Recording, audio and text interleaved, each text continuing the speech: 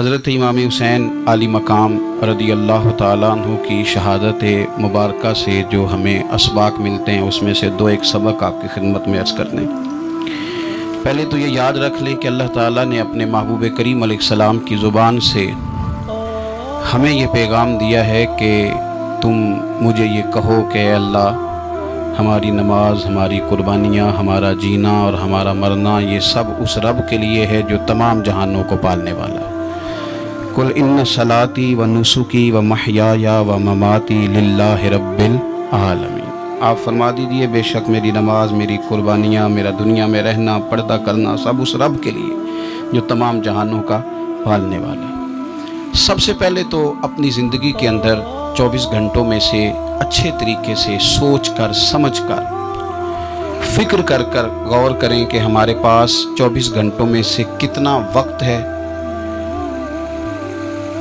جو ہم نے صرف اس لیے صرف کیا ہے کہ ہمارا دین کچھ تھوڑا سا آگے بڑھ جائے اور دین کے لیے ہم کچھ اپنے آپ کو پیش کر سکیں۔ اپنے وقت کا تعین کریں، اس کے بعد پھر اپنا جتنا مال اللہ نے دیا ہے اس مال میں سے آپ دیکھیں کہ ہم کیا اس میں سے اتنا کچھ نکال رہے ہیں جو تھوڑا بہت ہمارے مذہب کے لیے، دین کے مشن کے لیے کام آ جائے۔ کچھ نہ کچھ آپ باعث بنے دین پھیلانے کا۔ رسول کریم صلی اللہ علیہ وسلم نے اس ڈیوٹی کو اس رنگ میں بیان کیا ہے۔ حضور نے فرمایا کہ بلغوا عنی ولو آیا، ایک آیت تم تک پہنچ گئی ہے، اب میں تمہاری ڈیوٹی لگا رہا ہوں کہ تم نے اس آیت کو آگے پہنچانا ہے۔ صحابہ اگر ابلاغ دین نہ کرتے، تبلیغ نہ کرتے، اپنے پاس چیزیں رکھتے تو ہم تک دین پہنچتا نہ۔ انہوں نے بڑی ذمہ داری کے ساتھ، روایت حدیث کا معاملہ ہو یا حفظ دین کا، بڑی ذمہ داری کے ساتھ پھر ہمارے محدثین نے محنت کی اور کتابیں جمع کر کے ترتیب دے کے ہم تک پہنچائیں۔ ہماری یہ ذمہ داری ہے کہ ہم خیر کی بات آگے پہنچائیں، خیر کی بات۔ ہمیں بڑی مثالیں آتی ہیں، بڑی ساری چیزیں ہمارے پاس ہوتی ہیں، بڑا کچھ ہم کہہ سکتے ہیں، بڑی ہمیں کہانیاں یاد ہوتی ہیں، تو یہ تو ہمیں الجھا دے گا یہ سارا معاملہ۔ کیا یہ اچھا ہو کہ ہم جمعے والے دن اپنے خطیب صاحب سے جو حدیث سنتے ہیں اسے اچھے طریقے سے ذہن میں بٹھائیں اور پھر پورا ہفتہ گھر کے اندر، بازار کے اندر، گلی کے اندر، دوستوں میں، بچوں میں جب بھی بیٹھیں تو اپنی بات مدینے والے رسول کی بات سے شروع کریں، اور آپ کو ذائقہ اتنا ملے گا کہ کسی نے حضرت ابو ہریرہ رضی اللہ تعالیٰ عنہ سے پوچھا تھا کہ آپ کو کیا شہد لگا ہوا ہے کہ ہر وقت لوگ آپ کے گرد بیٹھے رہتے ہیں، ہر وقت مجمع رہتا ہے؟ کچھ لوگ ہوتے ہیں نا جی، وہ بیٹھ جائیں تو محفل ہو جاتی ہے، چلنے لگیں تو جلوس ہو جاتا ہے۔ کچھ لوگ ہوتے ہیں تو کہا حضرت آپ کون سا شہد ہے؟ تو حضرت ابو ہریرہ فرمانے لگے شہد میاں کوئی بھی نہیں، میں نہ کسی کو اپنی بتاتا ہوں، نہ باپ دادا کی بتاتا ہوں، نہ برادری قبیلے کی بتاتا ہوں، میں تو جس کو بھی بتاتا ہوں محمد عربی کی بات ہی بتاتا ہوں۔ تو بس یہ آپ سمجھ لیں کہ میری بات بن گئی ہے تیری بات کرتے کرتے۔ تو ایک یہ بات آپ نے ذہن میں رکھنی۔ دوسرا پیغام میرا آپ کے لیے یہ ہے آج کی اس خوبصورت بزم میں کہ دین اور دیندار لوگ ایک نیکی کریں کہ وہ لوگوں کے دلوں میں اگر دین کی محبت نہیں بھر سکتے تو کم از کم نفرت تو نہ بھریں۔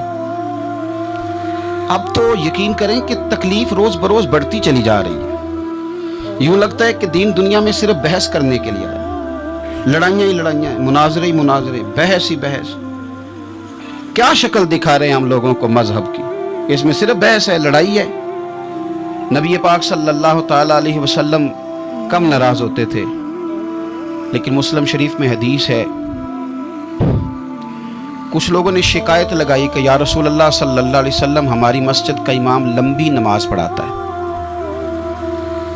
کوئی اتنا قابل تعزیر جرم تو نہیں تھا، نماز لمبی پڑھاتا ہے۔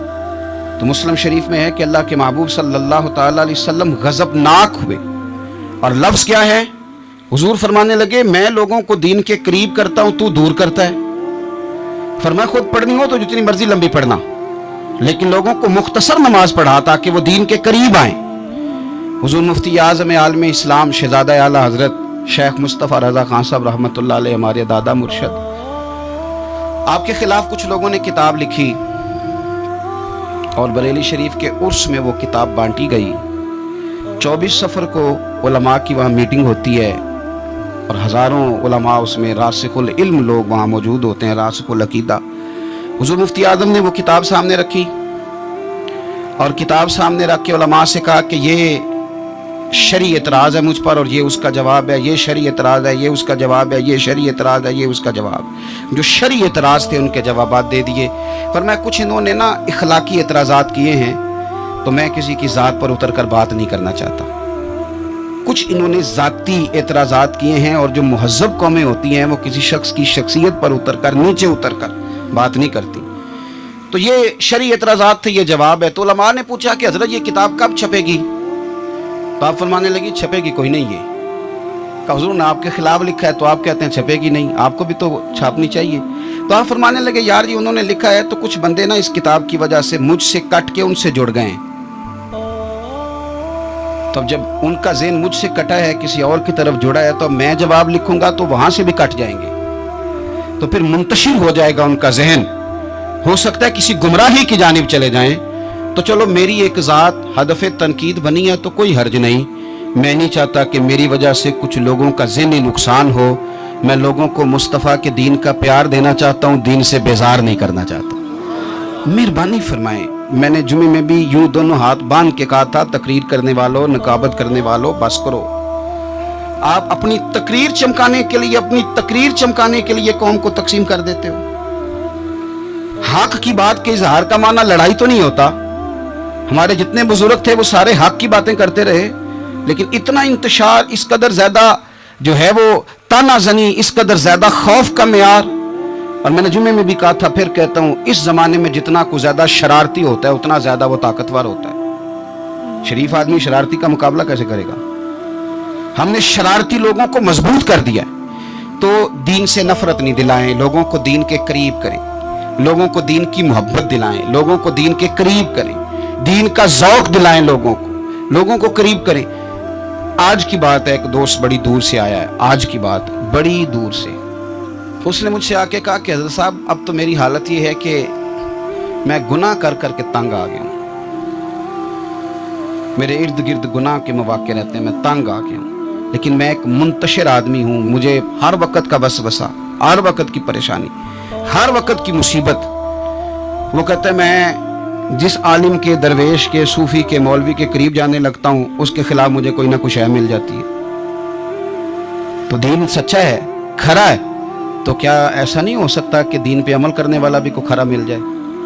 میں جدھر جاتا ہوں مجھے کوئی نہ کوئی اس بندے کے خلاف کہانی مل جاتی ہے۔ تو یاد رکھیں، جب لوگ دینداروں سے نفرت کرتے ہیں تو پھر دین سے نفرت کرنے لگتے ہیں۔ یہ ہم نے تباہی کر دی ہے، ہم نے ظلم کی انتہا کر دی۔ مہربانی فرمائیں، یہ بڑا صاف ستھرا دین ہے، یہ بڑا پارسا دین ہے، یہ بڑا کھرا دین ہے۔ اور یہ جو آپ کو لوگ بتاتے ہیں نا سارے غلط ہو گئے کہ میں صرف ٹھیک بچا ہوں، تو انہیں بتاؤ تمہاری بات مانے کہ مدینے والے رسول کی بات مانے؟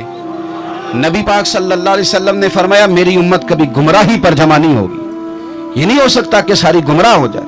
تو اس لیے انتشار کا مزاج چھوڑیں اور لوگوں کو میٹھا، ٹھنڈا، پیارا، خوبصورت دین لوگوں تک پہنچائیں، میٹھی بات کریں اور اچھے طریقے سے لوگوں تک پیغام حق پہنچائیں۔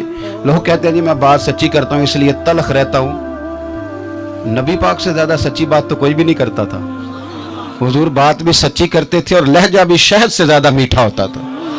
تو یہ کون سی کہانی سنا رہے ہو؟ نہیں کہ میں کڑوا اس لیے ہوں کہ میں سچ بولتا ہوں، سچ کڑوا نہیں ہوتا، سچ تو شاندار ہوتا ہے، سچ تو سونا ہوتا ہے، سچ کا تو چہرہ نکھرا ہوا ہوتا ہے، سچ کہاں کڑوا ہوتا ہے؟ کڑوا کسیلا تو ہے، اس لیے تو نے ساری تباہی اتار دی۔ تیسری بات، آج کی اس گفتگو میں تیسرا پیغام امام علی مقام کی شہادت کے لحاظ سے یہ سنیں کہ ضروری نہیں کہ جو بات آپ کر رہے ہوں سارے لوگ اسے ایگری بھی کریں، یہ بھی ضروری، تو سب کو منوانے کا مزاج بھی چھوڑ دیں، یہ بھی امام حسین کا پیغام ہے۔ اس وقت تو ڈھیر سارے لوگ یزید کی طرف چلے گئے تھے، اور امام علی مقام میدان میں نکلے اور معمولی آدمی نہیں، نواس رسول، جگر گوش ہے بطول۔ یہ جو کربلا کی ریت پہ خون بہا ہے، یہ آپ کو پتہ ہے خون کس کا ہے؟ یہ رسول کریم کا خون ہے، یہ نبی کریم کا خون بہا ہے۔ اللہ کرے آپ کو سمجھ آئے، نبی پاک کا خون بہ گیا، لیکن 4.5 سال حکومت پھر بھی یزید کر گیا۔ آپ کو کس بات کی جلدی ہے کہ سارے لوگ مان جائیں اور سارے ہمارے پیچھے لگ جائیں اور سارے जो मैं कह रहा हूं उसके पीछे लग जाएं, ये आपको जल्दी क्यों है, मुझे जल्दी क्यों है। भाई वो 4.5 साल फिर भी निकाल गया। हजरत यूसुफ अलैहिस्सलाम पर जनाब जुलैखा ने इल्जाम लगाया था। हजरत यूसुफ सच्चे थे और पूरे मिस्र में उसने बात भी फैला दी। 12 साल जेल में भी रहे, थे तो सच्चे ना, लेकिन उस सच को निखरते 12 साल लग गए। लेकिन रब करीम ने फरमाया यूसुफ सच्चे हो पर 12 साल फिर भी जेल में रहना पड़ेगा, सच्चे भी हो खरे भी हो, पर 12 साल जेल में रहे। पर अर्श के मालिक ने फरमाया पहले आप मिस्र के कैदी थे, अब आपका सच निखर गया है तो मिस्र का हुक्मरान बना दिया जाएगा। चौथी बात ये सुने और अच्छे तरीके से। हमारे यहाँ ना हमारी महफिल रह गई है, तन्हाई खत्म हो गई है। थोड़ा तन्हाई में रहना भी शुरू करें। तन्हाई में किस तरह रहना है? मुसल्ले के साथ, इबादत के साथ, दर्द के साथ, सोज के साथ, यानी ज़ौक़ के साथ। कोई नात चला लें आप और आप हो, कलाम हो और मदीने वाले रसूल की याद हो। बेआबाद ना रखें, अपने दिल को आबाद रखें। ये थोड़ी बहुत मिल के इबादत है तो कर लें, वरना अकेले भी हम प्लानिंग ही करते रहते हैं, दोस्तों में भी साजिश करते रहते हैं। दफ़ा करें, सियासतें होती रहती हैं, ये कब जान छोड़ती हैं। लेकिन कुछ ना कुछ वक्त मुसल्ले को ज़रूर दें।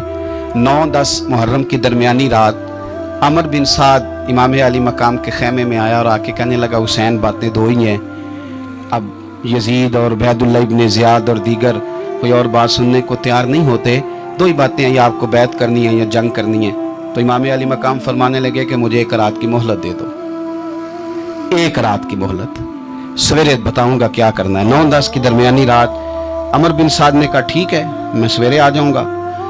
तो अमर बिन साद खेमे से बाहर निकला तो हजरत अब्बास बिन अली, हजरत अब्बास रदी अल्लाह ताला अन्हु हाजिर बारगाह हुए। तो इमाम अली मकाम से अर्ज करने लगे भाईजान मुझे पता है सवेरे आपने क्या फैसला करना है और आपको भी पता है सवेरे क्या फैसला करना है। तो ये बदबातन किस्म के लोग हैं, ये सोचेंगे पता नहीं हुसैन कमजोर पड़ गया। तो अभी बताना था कि हमने बैत नहीं करनी, आपने रात मोहलत क्यों मांगी? ये पता नहीं रात क्या क्या बदगुमानियां सोचेंगे। फैसला तो सवेरे भी वही होना है और अब भी वही होना है कि हम यजीद की बैत करने को तैयार नहीं है, तो आप ये भी बात कर देते। तो इमाम हुसैन फरमाने लगे अब्बास तेरा क्या ख्याल है? मैंने सोचने के लिए टाइम लिया है। तेरा क्या ख्याल है कि मैंने कोई नए राह तलाश करनी है? कोई मुझे और किसी फौज के पहुंच जाने की उम्मीद है? कहा नहीं, मुझे कुछ भी नहीं करना, ना कुछ सोचना है, फैसला भी वही है जिसका तुझे पता है। लेकिन भाई ये आखिरी रात बची है, कल हुसैन दुनिया से जाएगा, आखिरी रात बची है। दिल करता है कि आज की रात ना मैं रज रज के अपने रब को सजदे करूं, मैं जी भर के उसकी इबादत करूं, ये पेशानी उसके हुजूर नाज झुके। ओ यार हुसैन इब्ने अली तो एक रात बाकायदा बचाएं कि मैंने अल्लाह के हुजूर हाजिरी देनी है और तू सारी रातें ज़ाया कर देता है। तो तन्हाई में कुछ ना कुछ इबादत करें। मैं अल्लाह के हुजूर दुआ करता हूँ कि अल्लाह ताला मैदान करबला की हवाओं का सदका, अल्लाह ताला हुसैन इब्ने अली के खून का सदका हमारी ज़िंदगी पर्दा पोशी वाली करे और मौत ईमान वाली करे, और अल्लाह ताला हमें हर फितने से महफूज रखे और हमारी औलादों को भी हुजूर की औलाद का वफादार रखे। आखिर दावा यानी अल्हम्दुलिल्लाह।